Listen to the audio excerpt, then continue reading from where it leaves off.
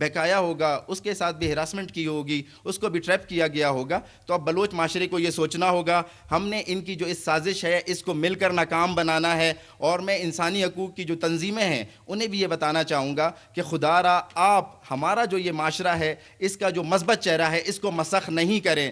دہشت گرد صرف دہشت گرد ہے.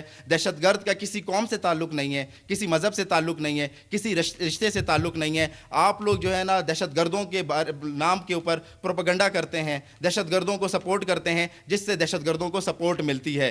تو آج پھر میں بلوچستان کی عوام سے, بلوچستان کے لوگوں سے, اپنی ماؤں سے, بہنوں سے یہ درخواست کروں گا کہ دیکھیں کس طرح سے یہ ہماری خواتین کو استعمال کر رہے ہیں. ہمیں مزید استعمال نہیں ہونا, ان کے بہکاوے میں نہیں آنا, اور ان کی تمام سازشوں کو مل کر ناکام بنانا ہے. یہ صرف میرا اور آپ کا فرض نہیں, یہ ہماری پوری سوسائٹی کا فرض ہے, پورے معاشرے کا فرض ہے کہ ہم ان کی کسی چال میں نہیں آئیں, بہکاوے میں نہیں آئیں اور ان کی تمام سازشوں کو ناکام بنائیں.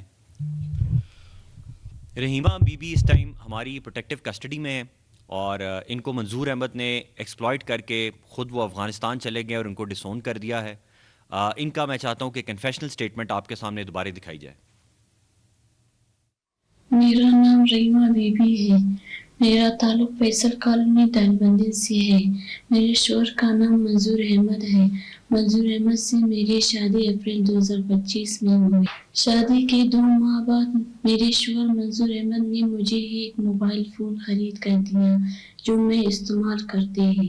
میرا شوہر منظور احمد اپنا موبائل فون ہونے کے باوجود کبھی کبھی میرا فون استعمال کرتا تھا. شروع میں یہ سب مجھے معمولی لگا مگر رفتہ رفتہ میرے شوہر کی اس حرکت نے مجھے شک میں ڈال دیا. میرے سوال کرنے پر وہ مجھ سے کہتا تھا کہ یہ اس کا ذاتی مسئلہ ہے اور کچھ کام ہے جس کی وجہ سے وہ میرا فون استعمال کرتا ہے. 11 نومبر 2025 کی شام 4 بجے میرا شوہر منظور احمد ایک انجان عورت کو ہمارے گھر لے کر آیا. میرے پوچھنے پر اس نے مجھ سے کہا کہ اب ایک مسافر عورت ہے ہمارے گھر پر رہ گئی. ایک رات گزرنے کے بعد میرے شوہر نے 12 نومبر 2025 کو اس عورت کو اپنے ساتھ گاڑی میں بٹھا کر لے گیا. 2 سے 3 دن تک میرا شوہر گھر سے غائب رہا اور واپس آنے پر بتایا کہ اس عورت کو میں نے افغانستان رشتہ داروں کے حوالے کر دیا. میرا شوہر واپس آ کر اپنے گھر دالبندی میں رہنے لگا. 30 نومبر 2025 کو نوکونڈی کی FC ہیڈ کوارٹر پر خودکش حملہ ہوا اور میرے شوہر نے اسی دن مجھے تصویر دکھا کر کہا کہ اس عورت نے خودکش حملہ کیا ہے.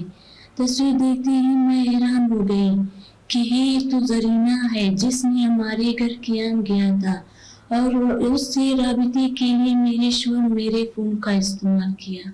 3 دسمبر 2025 کو میرا شوہر دالبندی سے افغانستان بھاگ گیا اور اس نے میرے چھوٹے بھائی زبیر سے رابطہ کیا اور اس سے کہا کہ آپ میری بیوی کو افغانستان میرے پاس پہنچا دیں. میں نے اپنے بھائی زبیر کے ساتھ پاکستان سے بھاگ کر افغانستان میرے شوہر منظور احمد کے ساتھ جانا تھا مگر میں اور میرا بھائی زبیر گرفتار ہو گئے. میرے اور میرے بھائی کی گرفتاری کے بارے میں سن کر بھی میرے شوہر نے مجھے اکیلا چھوڑ دیا. مجھے میرے ماں باپ خاندان اور پورے قبیلے کے لیے مصیبت اور بدنامی کا باعث بن گیا ہے اور اب ہمارے ہونے والے بچے کا بھی وارث نہیں بن رہا.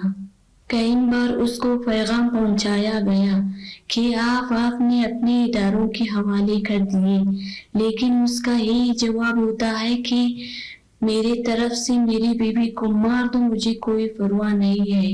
میری سب والدین سے درخواست ہے کہ بیٹیوں کے رشتے کرتے وقت لڑکے کے بارے میں جانچ پڑتال کرے اور اگر وہ کسی دہشت گرد تنظیم کے ساتھ منسلک ہو تو بالکل بھی اپنی بیٹیوں کے حوالے نہ کرے.